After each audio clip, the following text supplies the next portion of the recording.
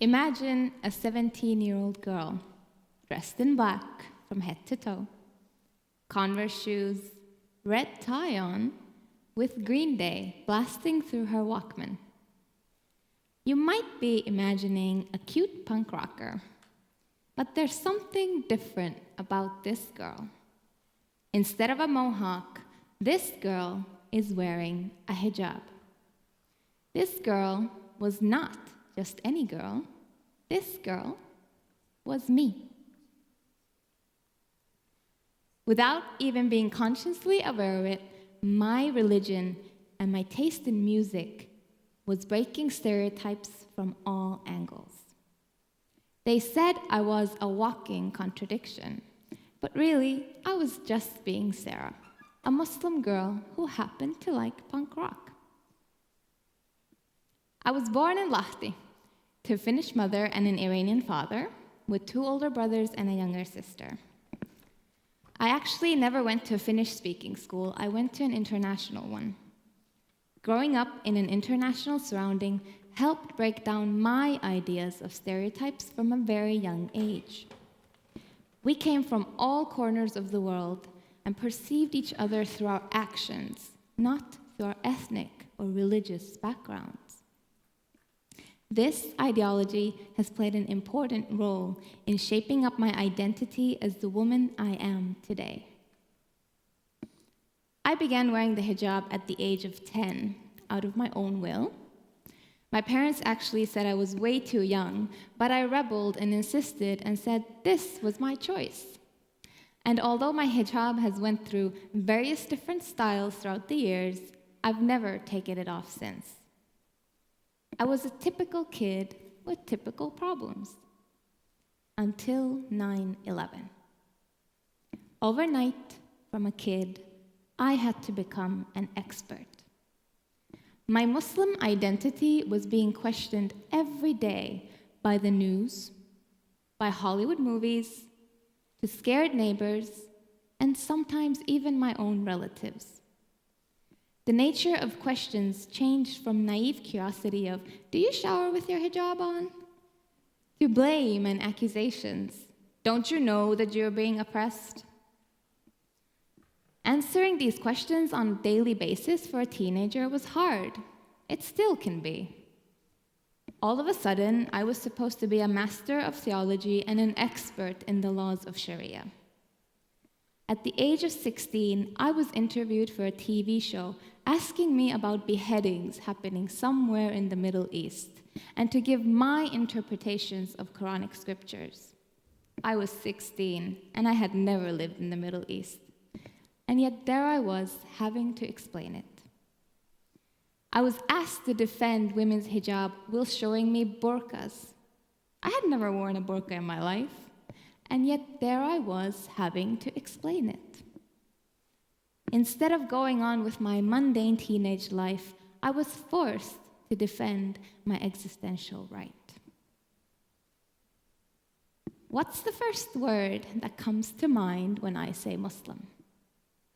Let's be honest, terrorist. An image of me was being sold that I couldn't identify with.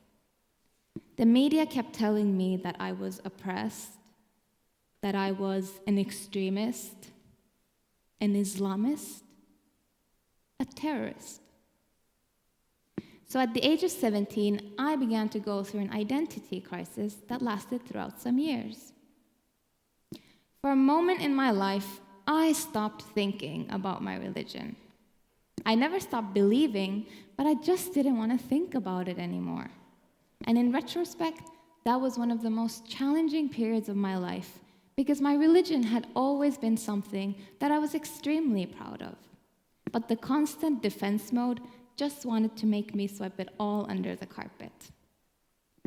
But the truth was, and is, that this is my identity. It is who I am, and without it, I began to feel empty. The stereotypes being shoved in my face had become so strong that they pushed me away from my true self, and for a period of my life, I closed up about it. But as they say, it takes darkness to see the light. In the 70s, my mother was studying in London, where she met my father. One day, she simply picked up the phone, called up her mom, told her that she had become a Muslim and was now married. Fast forward a bit, she then moved to Iran for 10 years during the Iran-Iraq War, which my father was filming. It must have been a challenging time for her and her family, but my mom had made up her mind and she would not budge. This passion and belief has been an inspiration for me until this day. This is the Muslim woman that I had learned to know, the strong-willed, passionate, and sometimes stubborn. And this is the Muslim woman who I was. I didn't spend my days sitting at home being oppressed. I spent my days going to concerts, hanging out with friends, studying, working, enjoying good food with good company. Super normal, sometimes even boring things that just seem to be a myth when it comes down to the Muslim image in the mainstream. I knew that I had to be true to myself. And if I wanted to change the Muslim image in the mainstream, I had to become more vocal.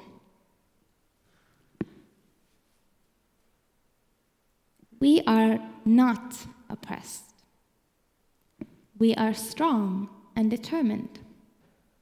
We are free spirits, intelligent enough to acquire our own knowledge and make our own decisions. So, I began to fight these stereotypes. And the only way that I was able to do this was by staying true to myself and taking action.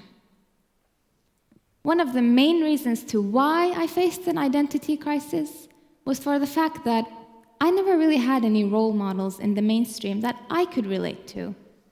I never saw another hijabi rocking the guitar on MTV. Does that mean that we don't exist? We do exist. We just needed to be more vocal about it. And instead of letting others speak on our behalf, we had to take a hold of the narrative and share our stories.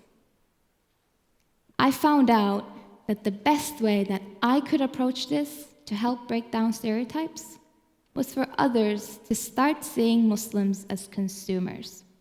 Okay, hold on. Consumers? Let me explain.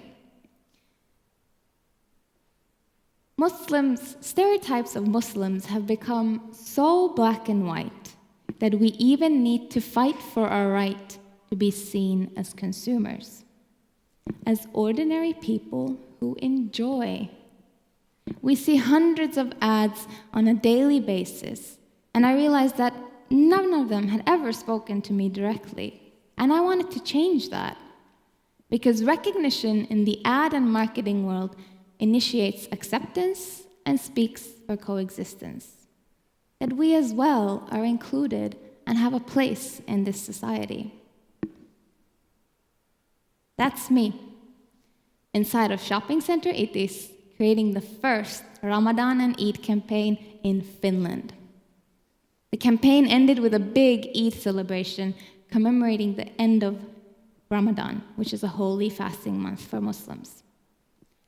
It was the first time that a major company took a stand and recognized Muslims as consumers.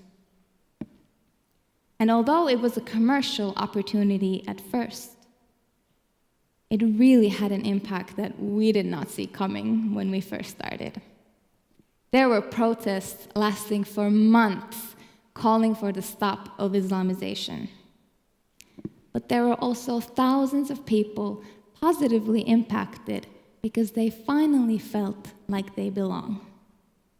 It served as a meeting point for people from all backgrounds, joined together simply to celebrate.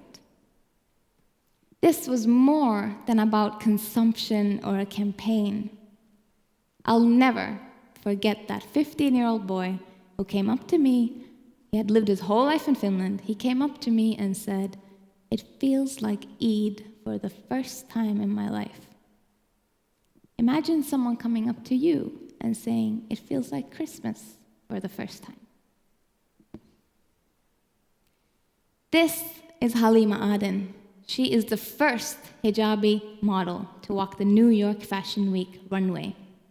This is Ibtihaj Muhammad.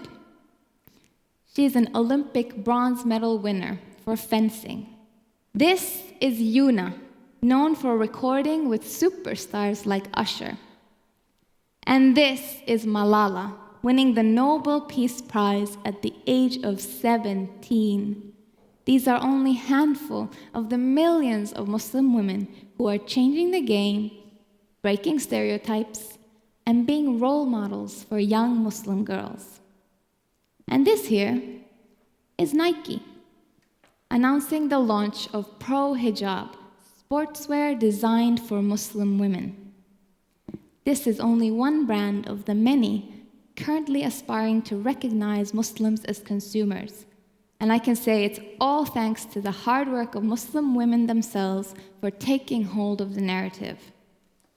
It hasn't been an easy road, and we still have a long way to go. But I say it with confidence that the future looks bright.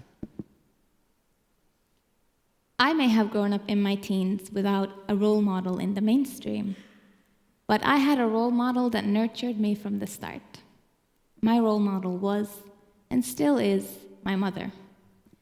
And like my mother was to me, I know that I'll be a role model to my daughter. And I know that by staying true to herself, she will break down every stereotype that comes down her path. And when my time comes, I will rest in peace, knowing that a hijabi punk rock girl is no longer breaking stereotypes, but she's just a girl with great taste in music.